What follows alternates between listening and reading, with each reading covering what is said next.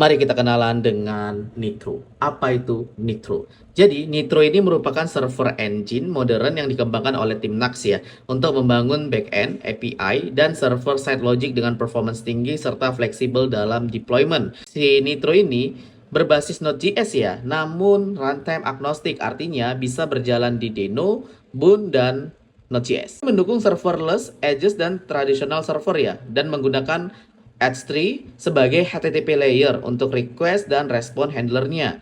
Dan ini juga dipakai sebagai fondasi backend untuk project Nux 3 ya, tetapi bisa juga berdiri sendiri ya.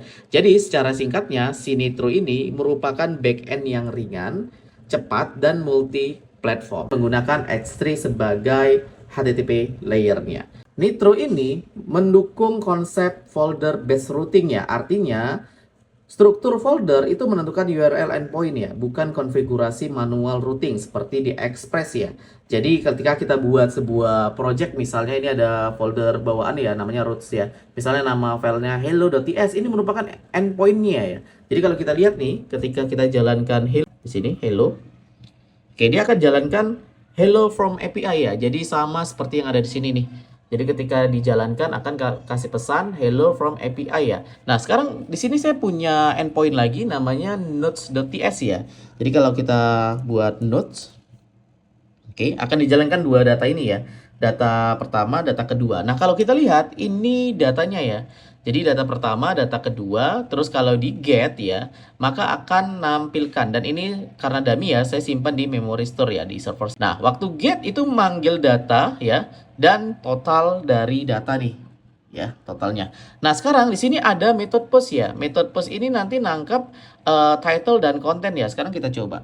Oke, yang ini kita ganti dengan post. Ini titlenya biar aja, ini kontennya. Kita send. Oke, nanti kasih konfirmasi bahwasanya berhasil kayak gitu. Nah, berikutnya kita get, harusnya udah ada 3. Kita send. Oke, sudah ada 3. Ini data yang ketiga.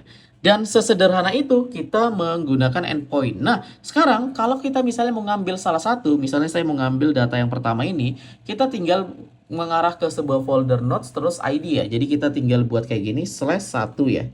Maka otomatis akan ngambil data pertama.